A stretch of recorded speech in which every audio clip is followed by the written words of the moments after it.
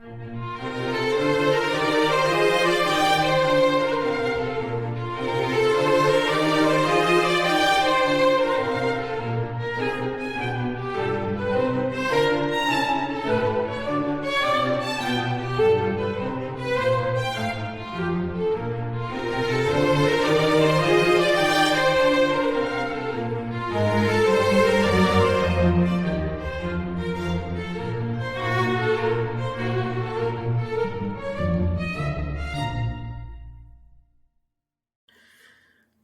and welcome to this first full episode of a grand tour with my great-great-granddad.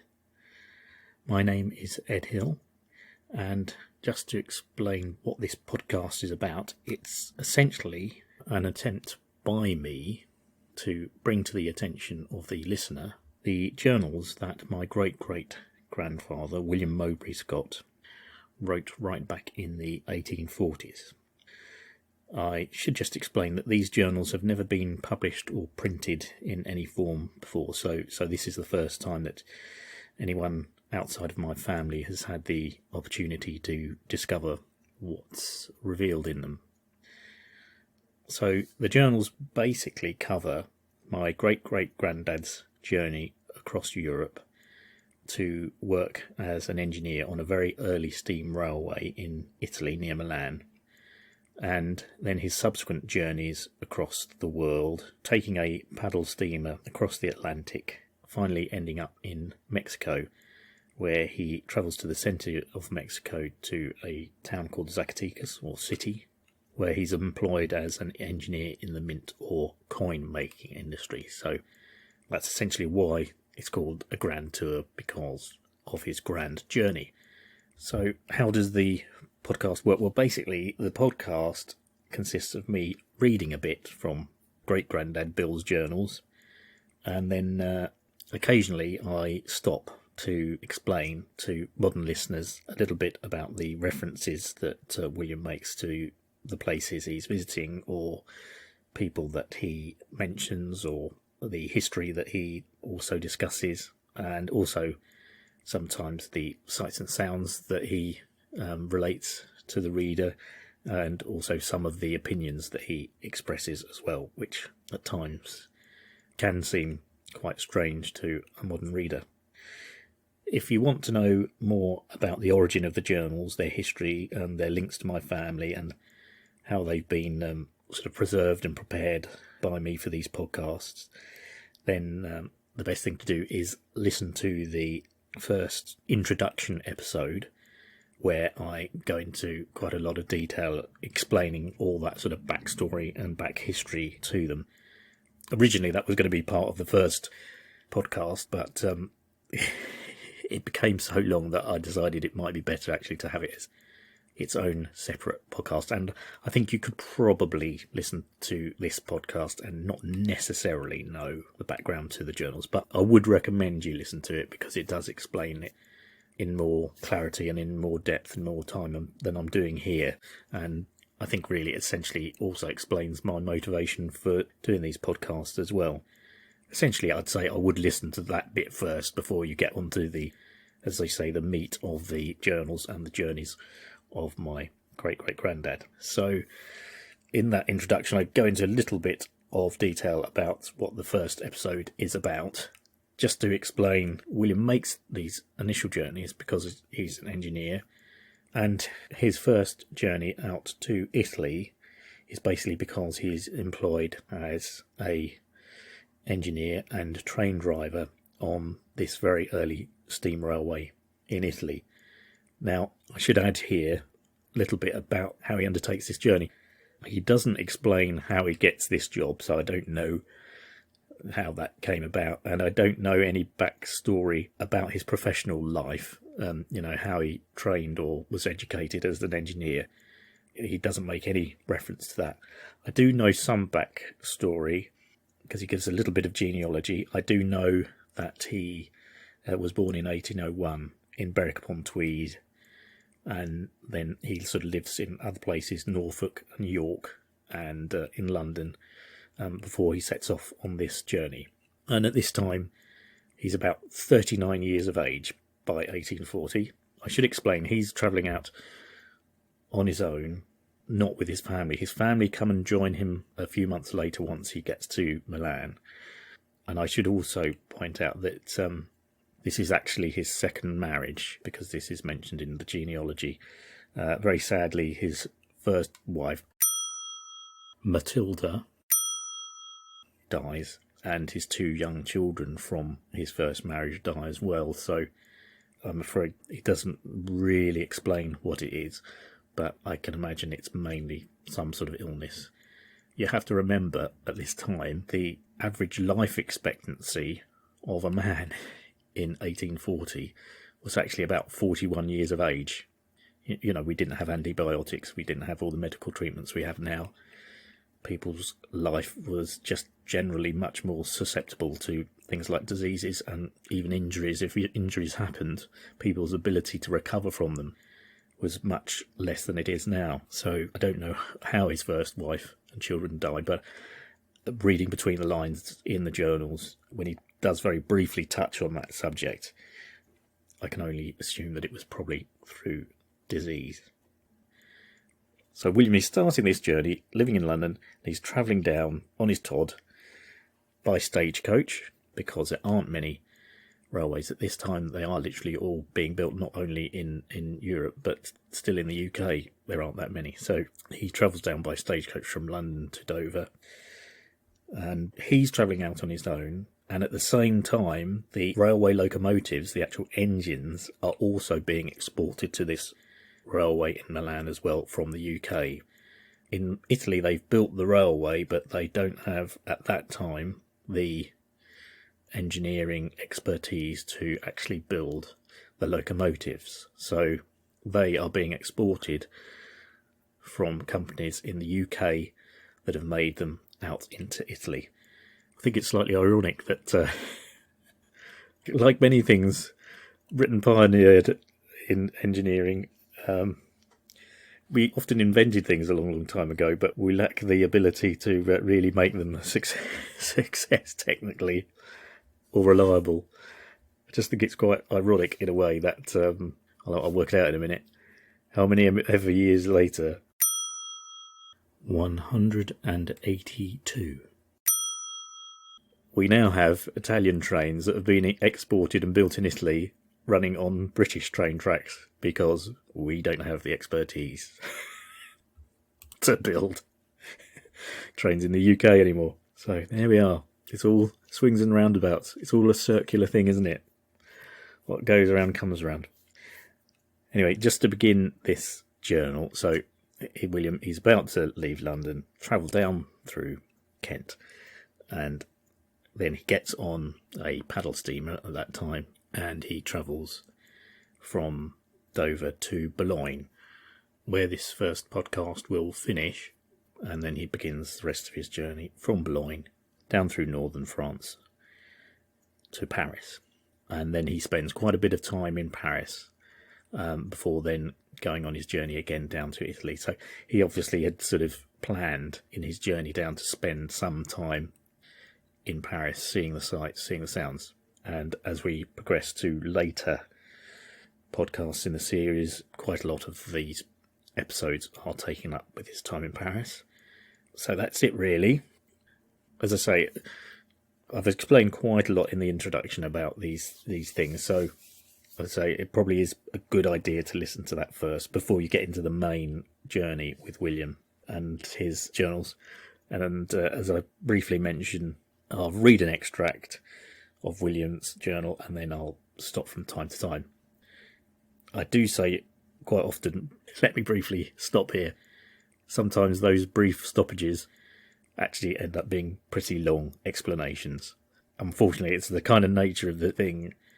As you do more research, obviously you find more things to talk about. So if at some point you hear me say the word, I'm just going to briefly explain here, you go, no, it's not. It's not going to be brief. It's going to be a long one. But anyway, sometimes it is brief.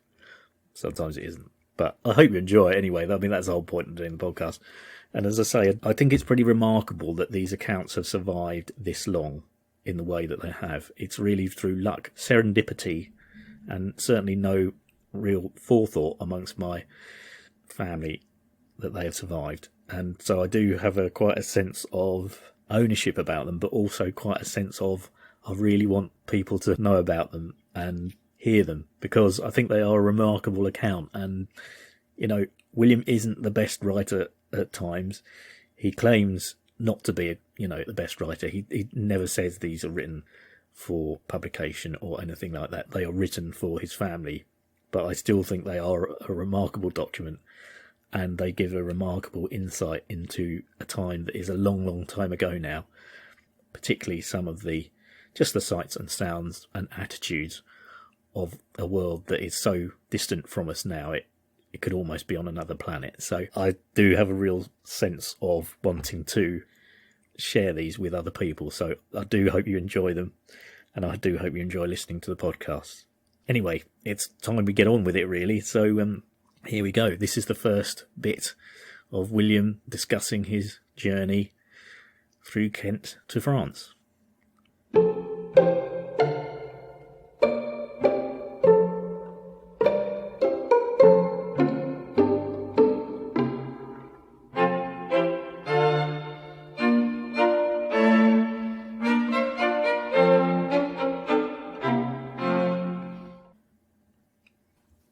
It was early in the spring of the year 1840 that I was engaged for the purpose of proceeding to Milan, the capital of the Lombardy-Venetian kingdom, to superintend the locomotive department of the railroad, then commencing, and at a short distance at that time completed between the former place, that's Milan, and Venice, in pursuance of which I departed from London in the evening of the 24th of March by mail coach to Dover.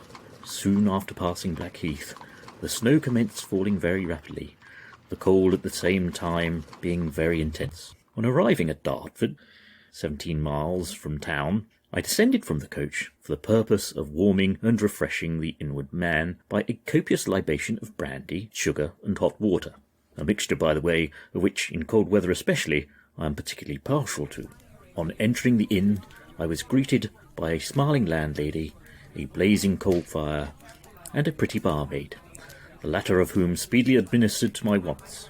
Round the fire, on benches, sat a number of the peasantry of Dartford and its neighbourhood, whose cheerful and ruddy countenance spoke of the still brave peasantry of England and the bold men of Kent. And as I gazed at these, the portly landlady, the prim and pretty barmaid, the blazing sea-coal fire, the cheerful countenances of the peasantry, the feeling of regret for a moment stole across my breast, that I was leaving for a long period, perhaps forever, those comforts and those associations with which we meet not in any other land, but which are so essential to the true happiness and comfort of an Englishman.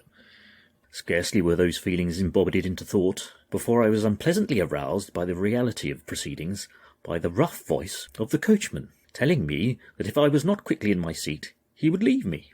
Well, the coachmen are a race that for a long period have held despotic sway over the bodies of travelling Englishmen, but they are now almost of the things that were, a remnant of the light of other days, and even since that period of which I speak, the all but completion of the London and Dover Railroad has tolled the death knell of my gruff friend, the Dover mail coachman. Well, we are once more on the move, bracing against the pitiful peltings of the storm. I have often heard, and as often read, of the delightful and exhilarating effects of travelling by an English stagecoach and its 4 spirited horses. But I must bid to leave to declare my opinion that those gentry who are so ready to declare their eagerness on this point have never experienced that on which they have written and published, particularly on an evening like this, of which I am recording. For anything at all answering to pleasurable emotions had I none, and in consequence hailed with great satisfaction the good old city of Rochester, its long bridge over the river Medway, the bride of old Father Thames, its old castle and revered cathedral.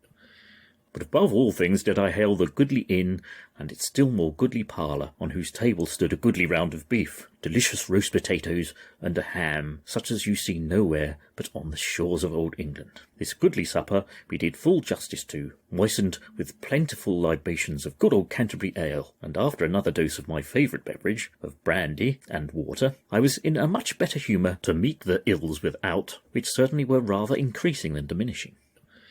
So I'll just pause from reading here for a little bit, because this is the very first opening section of the journals. And I think you can sort of tell, to me, it almost reads something like the Pickwick Papers, with all these sort of references to goodly rounds of beef and the peasantry of Dartford and things like that. And obviously Dickens was a contemporary of William at that time. I don't know if he was sort of influenced by his writing in any way. I do know that William must have read Dickens, because later on in the journals he does sort of make a reference to him. So it's interesting. It doesn't quite continue in this style all the way through the journals. I think, like anything, you start something very enthusiastically, and perhaps as time goes by, perhaps like this podcast indeed, the enthusiasm begins to wane, and you don't kind of keep it up as eagerly as you did initially. So that may be the case here. But to be fair to William, he does write another approximately 240,000 words in his journals. But I think it's just like anything, like a good novel, isn't it? It's always said to try and start it off in as attractive and as interesting a way as possible. So maybe that explains why the sort of style and manner of the journal is quite florid in its language at this point.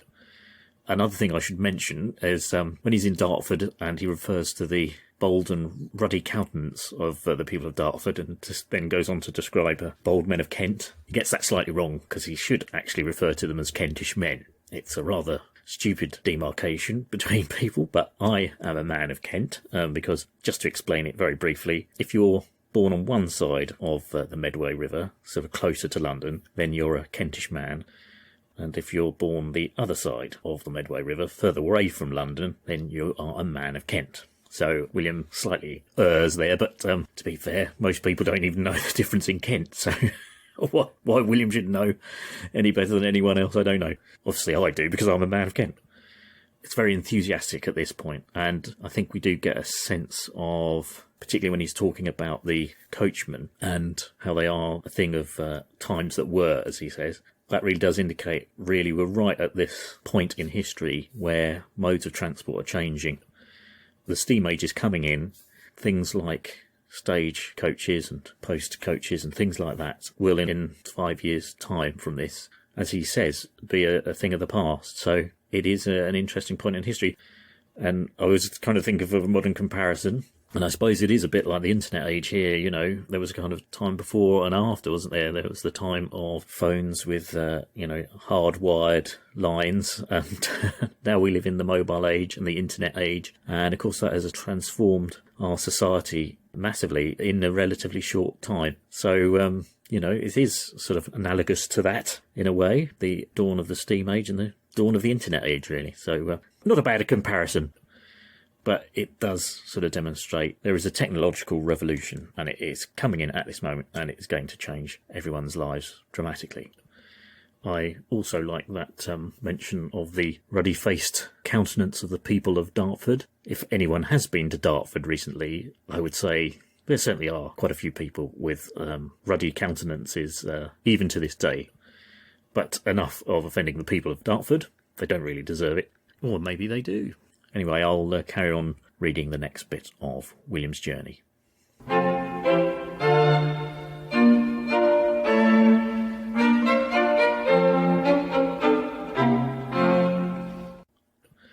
Again on the way we whirled, and reached the metropolitan city of Canterbury at 2 o'clock in the morning. I had often had a wish to visit Canterbury, to wander in and around its ancient cathedral, the same as I had sported round its sister of York. And now that I stood within the walls of the old city, and close by its cathedral, it was but to say that I had been there, and to quit it in a moment, perhaps to return no more. The horses were changed, and the road now being more favourable than it had been in the earlier part of the evening, we proceeded at a very rapid rate to make up the time lost by the snow. And as the sun was rising, we had just reached the heights of Dover. At this moment, the morning gun was fired.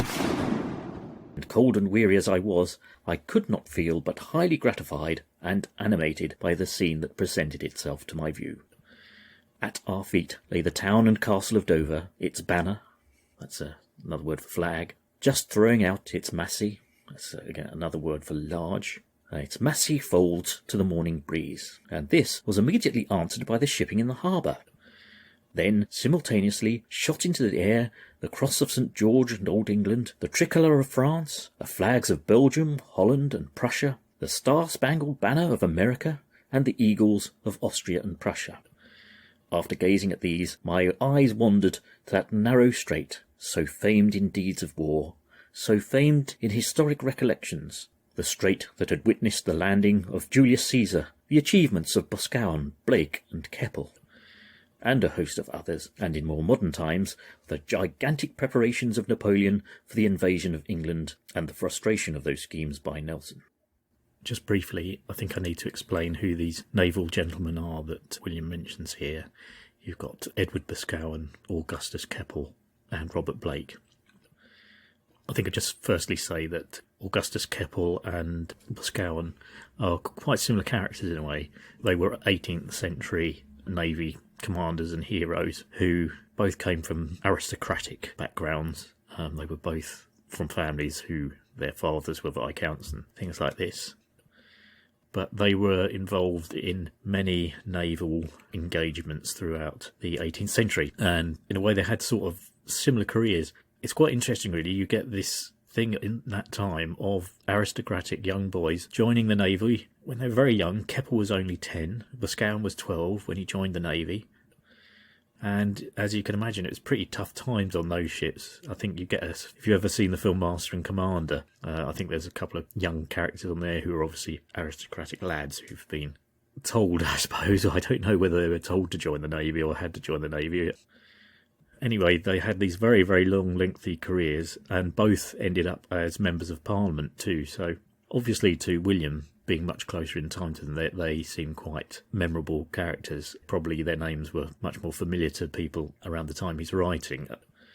I mean, to us now, they seem pretty lost in the kind of dark ages of time, really. Unless you're a real naval historian, you probably won't know who you are. I mean, in general, when we think about naval heroes from Britain, who do we think of? Nelson, obviously, Sir Francis Drake, and maybe Sir Walter Raleigh as well, but maybe we think more about him as being the first person to bring a potato back home to the UK. But Keppel and Boscawen, they're very similar characters. In a way, the time they were in the Navy was almost like its height, and we were involved in many, many battles, with the French and the Dutch and the Spanish. And I kind of almost think that the Royal Navy at that time was the equivalent of our English sort of football team. We would sort of take on any country going on, really. And, a bit later we even had to go at the Chinese, which would seem crazy now. Come on, you Blues. I suppose people followed because they were kind of heroic. Maybe you could say they were like the equivalent of, a sports star today or a pop star. It's a bit like me trying to remember the footballers that I was a fan of when I was growing up. Your Terry McDermotts and your Sammy Lees from Liverpool and Kevin Keegan, Kenny Dalglish. They're all Liverpool players, you notice. I mean, why I was so keen on Liverpool when I was living in Kent near the other end of the country, I don't know. But there aren't many great football teams in Kent. And at that time, Liverpool used to win everything. So that probably explains it. I'd frown on that now for not being local. But anyway. So, yeah, sorry. Getting away from the football and getting back to the Royal Navy and Keppel and Boscawen. So they're very similar characters. But they had these very distinguished Navy careers and both ended up in Parliament. Keppel, sort of interestingly, was quite involved in the American War of Independence and the Navy battles that surrounded that whole affair, which obviously ultimately wasn't a great success. And as well as being an admiral and being a politician, in a way, I think there was sort of a lot of shenanigans going wrong and kind of a lot of politics. And he was very keen, apparently, to have the bottoms of the British ships sheathed with copper, which is a way of keeping off the barnacles and the other little critters that stick to the bottom of boats and ultimately make them go a little bit faster through the water. And it has been argued that one of the reasons the Royal Navy wasn't very successful in the American War of Independence in some of the naval battles was because our ships weren't copper sheathed, and I think the Americans were. So yeah, it sounds like there was a lot of political intrigue going on at that time that Keppel was involved in, and ultimately that led to him sort of getting into trouble with some of the more senior admirals and politicians around at that time. But you could say he was right, because we did lose the 13 colonies, as they say. And Boscawen. Now, interestingly, I don't know if he's necessarily the first one to have said this, but apparently when he was commanding his seamen, he did say to them, this was about the French who we were nearly always fighting, don't shoot until you see the whites of their eyes. And so it may be that he was the first person that ever said that particular phrase.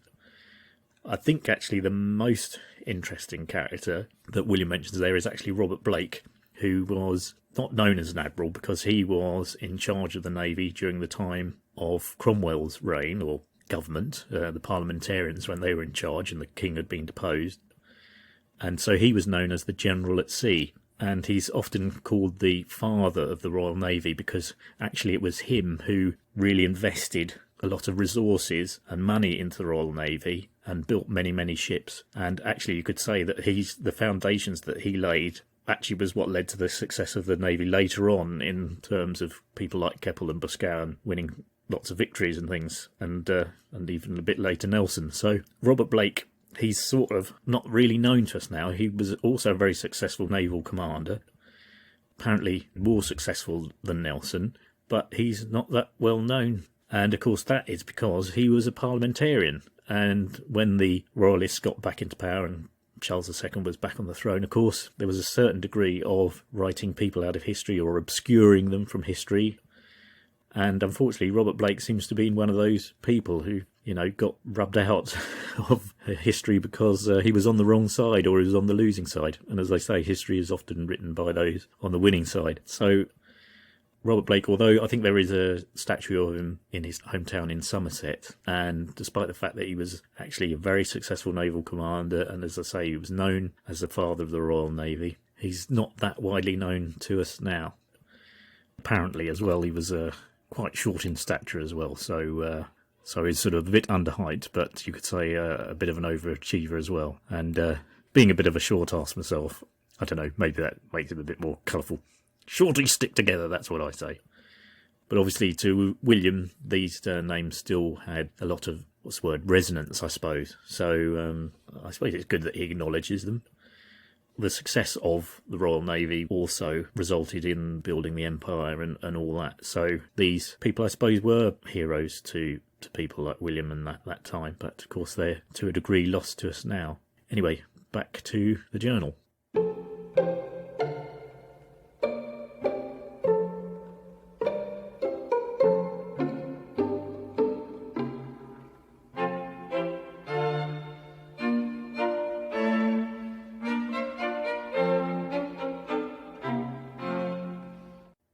But now, instead of ships bristling with guns and decks crowded with men breathing defiance to their enemies, I saw the ships of those formerly rival nations now mingling together in the peaceful pursuance of commerce.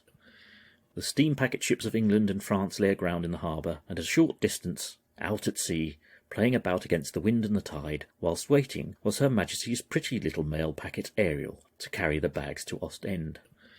Far in the distance I could perceive the hills of France, covered in snow, and others clothed in the brightest green, whilst in bold relief against the sky stood the proud towers of the city of Calais, the scene of many deeds of daring during the reigns of our earlier kings, and one of the brightest phases of England's history and the glory of women, when Queen Philippa, wife of Edward III, by her tears and entreaties, prevailed upon him to spare the lives of those citizens he had condemned to death.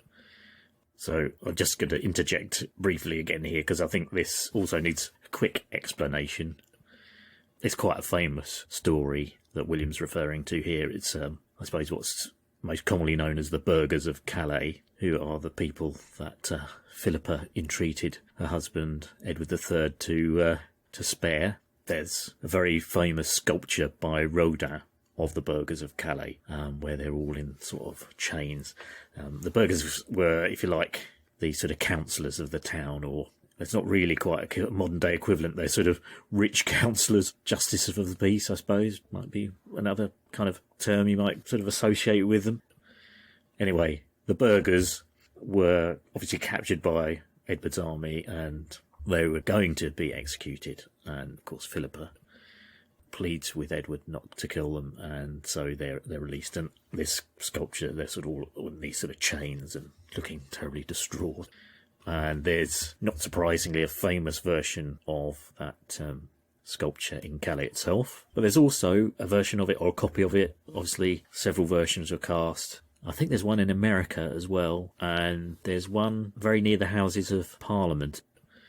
It's not in Parliament Square, but it's in, I think it's called Victoria Gardens. It's the big park that's next to the Houses of Parliament, but not actually in Parliament Square itself. So yeah, so that's the story that William's referring to there. So back to the journal again. But all at once those bright prospects vanished from my sight, and all those wandering thoughts from my mind, by finding myself in the narrow and crooked streets of Dover, and the coach stopping a few minutes later at the Ship Hotel, where, having performed the necessary ablutions, we sat down to an excellent breakfast of coffee, muffins, and ham, etc. After discussing these, that's another antiquated term for eating them, basically. So they ate them. They ate the muffins. After discussing these, we set out on a journey of discovery. Passing through the town and proceeding along the margin of the sea, we arrived at the foot of Shakespeare's Cliff, where the stupendous work of driving a tunnel through that mountain was at that time in progress. The tunnel is double, and the whole of the work executed in the best manner. The further progress of the work since that period, and the immense undertaking of blasting, has placed the name of Cubit at the South Eastern Railway at a distance above all competitors. The immense labour and skill required in the sea embankment from the tunnel to the town will for ever stand as one of the highest achievements of English capital and enterprise. So I think a little bit of explanation is required here, just to help people know who William is referring to when he says Cubit and the South Eastern Railway. He's actually talking about Sir William Cubit, who was a well-known sort of civil engineer of that time, a bit like Isambard Kingdom Brunel or Robert Stevenson, and he was involved in many sort of railway constructions around this time and the early development of the railways. In fact, probably this particular stretch of line that William talks about, Folkestone to Dover, is probably one of the most famous railway lines that he was involved in building. Probably his other sort of famous things that he's known for, or would be noted for, perhaps not so great, is the invention of the treadmill, which prisoners had to sort of use to get exercise when they were shackled to this round circular machine, a bit like a hamster's wheel, I think, and just had to keep walking and turning it round to basically do another form of hard labour. So that was one of his inventions, which you could say was a bit inhumane. But the other, I suppose, major project he was well known for was he was heavily involved in the erection of the Crystal Palace, which was a massive building that was erected to almost hold like the world's first kind of trade fair in 1851, and it was built in Hyde Park. It was actually designed by the gardener Joseph Paxton, but William Cubit was kind of the engineer responsible for a lot of the work and it being built, so that's why he was knighted for his involvement in that. And in fact, when they were trying to gather the designs for the Crystal Palace, he was on the committee board along with Robert Stevenson and Isambard Kingdom Brunel for choosing the winning design. It's interesting that I didn't realise doing research into this how controversial the Crystal Palace at the time was. It was an idea, I think, that Prince Albert had had. It was very much his baby, and he wanted it to not only display all the great achievements of British industry and culture, but also invite things from around the world. But it was actually cost a lot of money, and it reminded me of the controversy that was around the Millennium Dome, also in London at the turn of the century in 2000. That makes sense, doesn't it? The year 2000. Because that was very controversial as well, and everybody said what a big waste of money it was. And of course, it's subsequently become the O2 Arena and is actually quite liked by people now. And it seems in a way the Crystal Palace was very much a similar thing. It only stood in Hyde Park for about 6 months, and then it was dismantled and then re-erected in, of course, Crystal Palace in southeast London, and it was used for many exhibitions after this, but it did sort of gradually decline. And then in 1936 there was a massive fire, and it was just completely destroyed by this huge fire, which apparently could be seen from a distance of 8 counties away, so it must have been a pretty big blaze. But it was a pretty enormous building made essentially from cast iron and glass. And the cleverness behind Paxton's design was that he used the biggest panes of glass that are available at that time. And it was kind of, in a way, because the whole design was based around the size of these panes of glasses that could be made, it became very modular. So they were able to build a very extensive and effective building for the purpose relatively cheaply and relatively quickly. And so that was another reason that apparently Joseph Paxton was also knighted. Sorry, I've gone on a bit too much about the Crystal Palace than I meant to. Getting back to the railway that William's talking about, it was a big undertaking for William Cubitt and the railway involved, because it was going through the chalk cliffs that are right on the coast there at Dover. And of course at that time all they really had was explosives to blast holes through the chalk cliffs, and horses and carts and manual labour to get rid of the rubble. So it must have been a real undertaking, and it did take a long time to build it. And I suppose William, as an engineer himself, could really appreciate all the work that was involved in it. And he says it will be remembered for all time. The sad thing is that those tunnels are still there, so they have certainly lasted, but people certainly don't remember William Cubitt, and probably the only time they give those tunnels a second thought is when they lose their mobile signal as they're going through the tunnel, much to their annoyance, whilst they're trying to speak to someone in the office. Or I was just phoning home, I can't, I'm dropping out, as they go through the tunnel. Little do they know the amount of effort and work that went into those tunnels that they're going through as they travel along the railway line there. It is actually a very vulnerable railway line, and I do remember not that long ago, because it's so close to the sea, there was a big storm and a lot of it was washed away, and they had to rebuild it. And this time, of course, with the aid of modern engineering machinery like hydraulic bulldozers and cranes and things like that, I think they did it in about a year, but it still took a long time to rebuild it and shore it all up again before the trains could use it again. Anyway, that's the explanation there about William Cubitt. Sorry, but I think it sort of needed to be said, sort of who William Cubitt was, otherwise it just wouldn't really mean very much.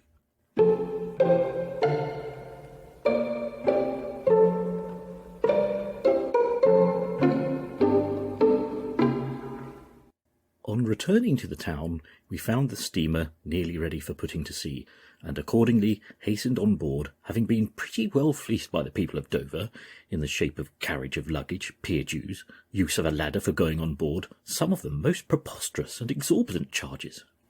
Sorry, I just wanted to very quickly break in here, because I do like this bit, because it reminds me a little bit of when my girlfriend and I, now my wife, were travelling in India and doing our own sort of grand tour, I suppose, and you'd go into a temple and you'd have to take your shoes off, so you'd have to pay someone to take off your shoes, and then you'd have to pay someone to look after your shoes, and then someone to help you put your shoes back on, and you go in and they'd ask you to light a candle, and then you'd have to pay someone to get the candle, and then you'd have to pay someone for the match to light the candle, and and then you'd have to pay someone for putting the candle out, and it's just nice to hear that the ancient tradition of trying to fleece unsuspecting travellers for money for the silliest things that you possibly can, has a long history, and it was being carried out by the people of Dover in 1840, much to William's annoyance, for being charged for the use of a ladder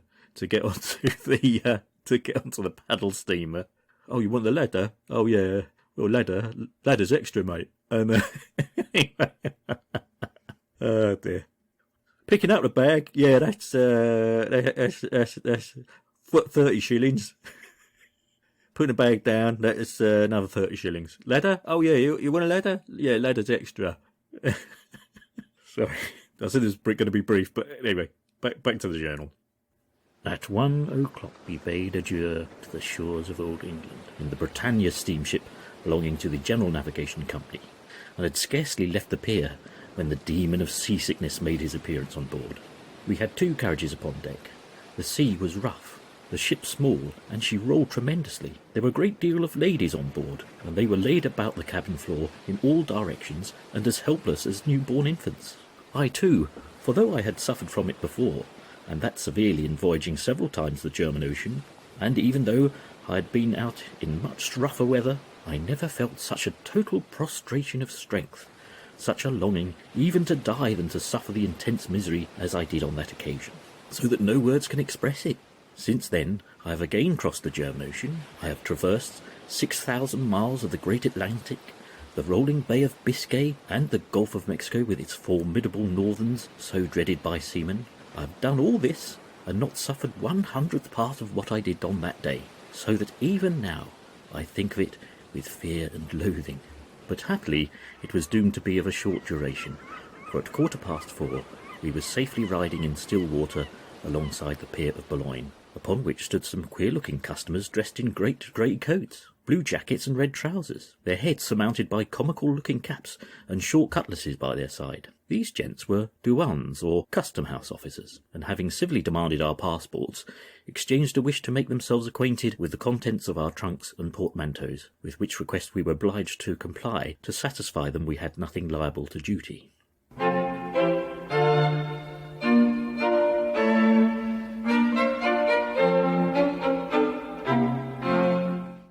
So at this point, I'm going to end this first episode of the podcast, as it seems a good point to end just as William is about to take his first steps on French soil.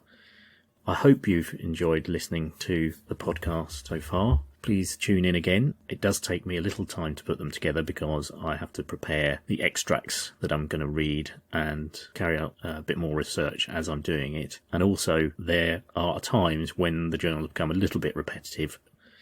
William visits an awful lot of churches and talks about their interiors and things like that. And so at times there are elements I think can be omitted. It's not actually that much, but occasionally judiciously I will move on to the next more significant bit of the journey. Anyway, thank you for listening. I hope you will tune into the next podcast and enjoy William's journey with me around Europe and around the world. Thank you for listening.